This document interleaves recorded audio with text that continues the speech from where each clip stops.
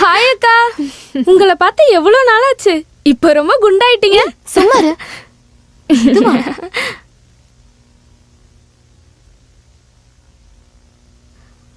பாட்டு வாத்தியாரே, நான் யாருன்னு தெரியுதா? நான் தான் பிரபாவதி அக்காவோட சித்தியோட பொண்ணு மாலதி. விளையாடாதம்மா, எங்களோட கல்யாணத்து அன்னைக்கு நான் உன்னை பார்த்துருக்கேன், எனக்கு ஞாபகம் இருக்கு. அப்போனா வாத்தியார் இன்னும் என்ன மறக்கல. சும்மாரு. ஐயோ, சரி, என் லெட்டர் உங்களுக்கு எப்ப கிடைச்சது? நேத்து. அப்போல இருந்து பிரபா வெயிட் பண்ணிட்டு இருக்கா. காத்திருக்கலனா அப்புறம் தெரியும். வீட்ல எல்லாரும் நல்லா இருக்காங்களா? எல்லாரும் நல்லா இருக்காங்க. நீ எப்போ வருவன்னு முன்னாடியே சொல்லியிருந்தா நாங்க ஸ்டேஷனுக்கே வந்திருப்போம். இந்த வயிறை வச்சுட்டு ஸ்டேஷனுக்கு வந்து காத்திருக்க கூடாதுன்னு நினைச்சுதா நான் அந்த டைமா சொல்லவே இல்லை. கண்டிப்பா இன்னைக்கு உங்களோட பாட்டை கேட்டே ஆகணும். பாடி காட்டலனா அப்புறம் தெரியும். ஹே மாலதி, பாட்டெல்லாம் அப்புறம் வச்சுக்கலாம். முதல்ல நீ குளிச்சிட்டு வந்து காஃபியை குடி. அது முடியாதுக்கா. குளிக்கிறது மத்த வேலையெல்லாம் வயிறு நிறைய சாப்பிட்டதுக்கு அப்புறம் தான். கடவுளே, இவளை என்ன பண்றது? இவ என்ன ரொம்ப டார்ச்சர் பண்றா? இல்லங்க, வாயாடுவாளே ஒழிய அப்பாவிதான். நான் போய் பாக்குறேன். கடவுளே காப்பாத்து.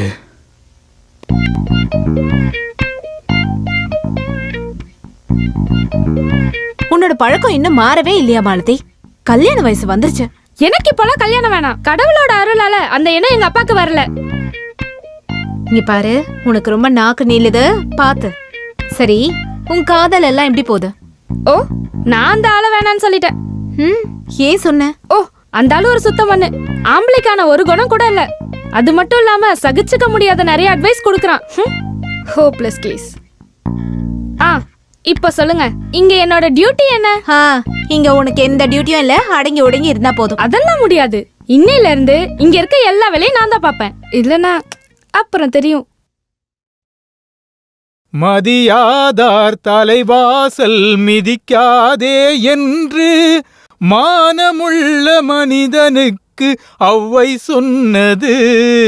அது ஔவை சொன்னது, அதில் அர்த்தம் உள்ளதே. அதில் அர்த்தம் உள்ளதே. அதில் அர்த்தம் உள்ளதே.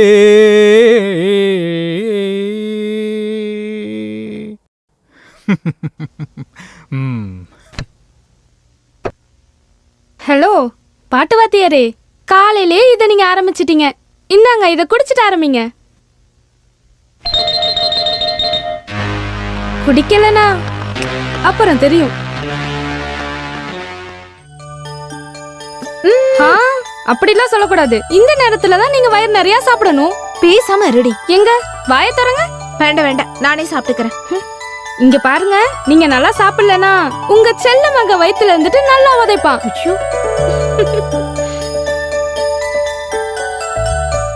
ஹலோ சார், குழந்தையோட அப்பாவே, நீங்களும் அந்த அக்கா மாதிரியே சாப்பிடுறீங்களே.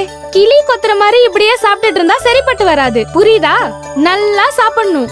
கொஞ்சம் உடம்ப ஏத்துங்க.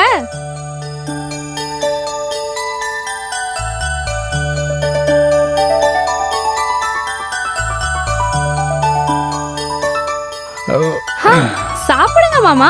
எனக்கு போதும். பாருங்க, சாப்பிடலனா நான் யாருன்னு காட்டுவேன். எதையும் காட்ட வேண்டாம். பேசாம இருக்க மாட்டியா? நீ சாப்பிட.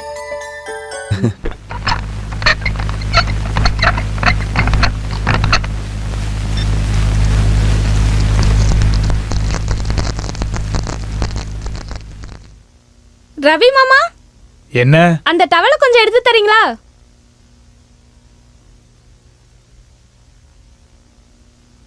இந்தா.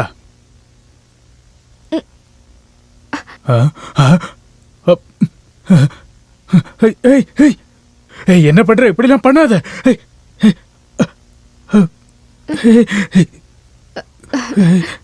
ஐயோ.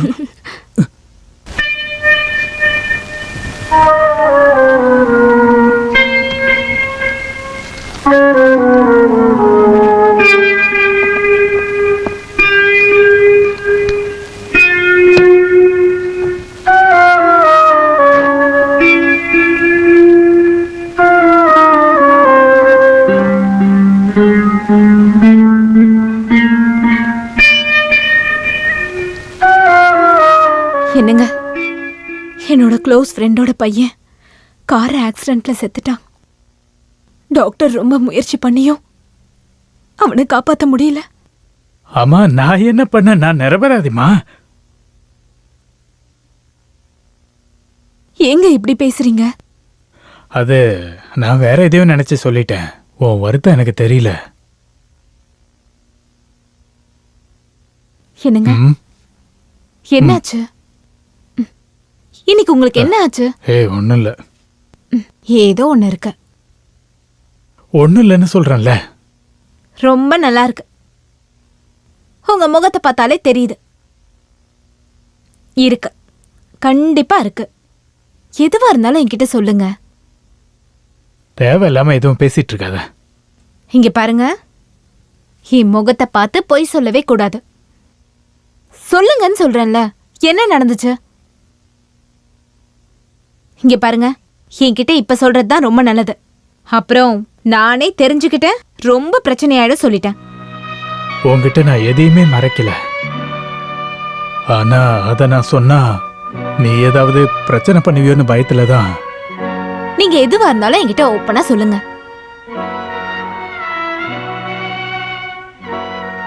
சொன்னா நீ கோவப்படக்கூடாது. இல்ல, என்னால எதையும் சகிச்சுக்க முடியும், ஏத்துக்க முடியும்னு உங்களுக்கு தான் தெரியும்ல.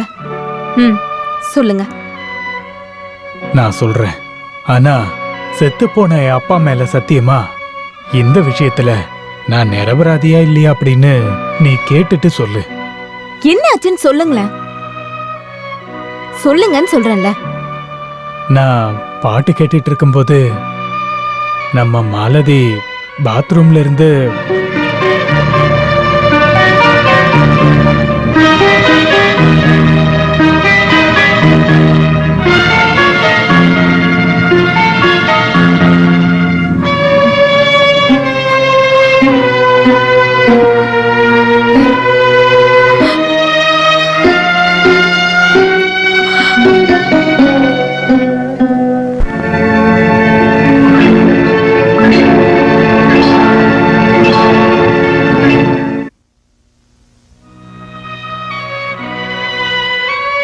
நீ என்னதான் மறைக்க முயற்சி பண்ணாலும் உன் துக்கம் எனக்கு நல்லாவே புரியுது.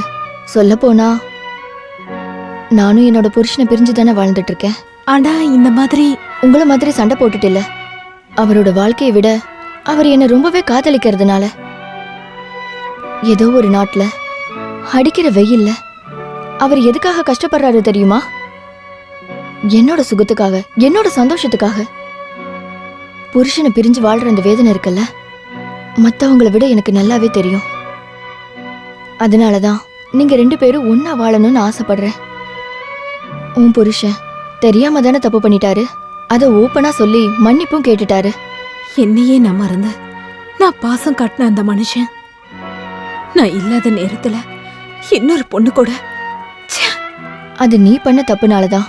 நான் என்ன தப்பு பண்ணேன்னு சொல்றீங்க? மாலதி மாதிரி ஒரு சின்ன பொண்ண நீ கண்ணை மூடிட்டு எப்படி நம்புன? அதனாலதான் எல்லா தப்பும் நடந்திருக்கு. என்ன இருந்தாலும் நடந்தது நடந்து போச்சு. இங்க பாரு, புருஷனை கைக்குள்ள போட்டுக்க வேண்டியது பிடிவாதத்தினால இல்ல, பாசத்தினால அது நடக்கணும். இந்த மாதிரி சில விஷயங்களை மன்னிக்கிறதும் சகிச்சுக்கிறதும் தான் நம்மள மாதிரி பொண்ணுங்களோட கடமை. நான் நிறைய மன்னிச்சிட்டேன், சகிச்சுக்கிட்டேன். முடியாது, இதுக்கப்புறம் அந்த ஆள் கூட வாழ என்னால முடியாது. அப்படின்னா நீ மோனிஷோட வாழ்க்கையும் சேர்த்து நாசமாக்கிட்டு இருக்க. நான் எவ்வளவு கஷ்டப்பட்டாவது என் பையனை நல்லா வளர்ப்பேன், அவனை படிக்க வச்சு பெரிய ஆளாக்குவேன். ஹாஸ்பிட்டல்ல வச்சு பார்த்ததுக்கு அப்புறம் நீ சிந்து கிட்ட ஒரு வார்த்தை பேசியிருக்கலாம் இல்லையா? சிந்து மேலையும் கோபால் மேலையும் நான் இப்பவும் பாசம் வச்சிருக்கேன். ஆனா அந்த ஆள் முன்னாடி வச்சுக்கிட்டு பேச எனக்கு சுத்தமா விருப்பம் இல்ல. இங்க பாரு, ஓப்பனா உன்கிட்ட கேக்குறேன். நீ இன்னொரு கல்யாணம் பண்ணிக்கிறத பத்தி யோசனை பண்ணிருக்கியா? அப்படியெல்லாம் இல்ல. எக்காரணம் கொண்டும் எனக்கு அந்த நினைப்பு வரக்கூடாதுன்னு நினைக்கிறேன். அப்போ உன் மனசுல இப்பவும் ரவி மேல பாசம் வச்சிருக்க போலயே. அப்புறம் மோனிஷோட நர்சரி அட்மிஷனை நான் கிளியர் பண்ணி கொடுத்துட்றேன்.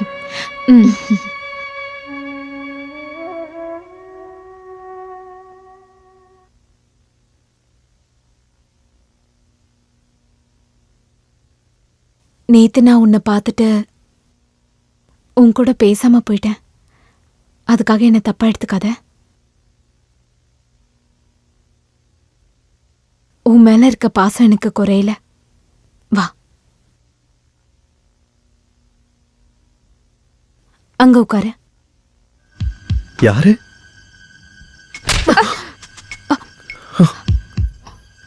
என்னாச்சு சிந்து? எதுக்காக நீ இவரை அடிச்ச? கண்ணு தெரியாத இந்த மனுஷன் அப்படி என்ன தப்பு பண்ணாரு?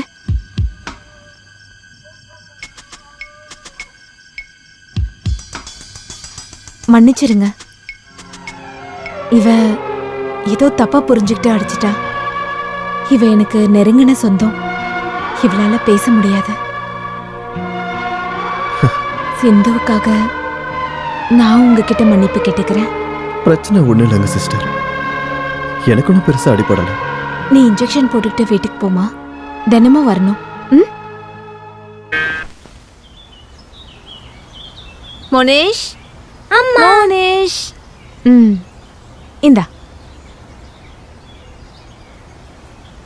நல்லா இருக்கா? அடுத்த மாசம் சம்பளம் வரும்போது நான் உனக்கு ஒரு நல்ல கிஃப்டா வாங்கிட்டு வரேன். ம்? அது என்னன்னு எனக்கு தெரியுமே.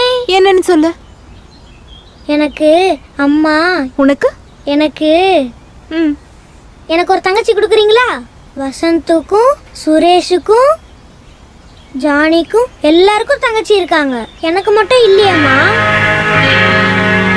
அடுத்த மாசம் நீங்க எனக்கு ஒரு தங்கச்சிய தரீங்களா? இங்க இருந்து போட.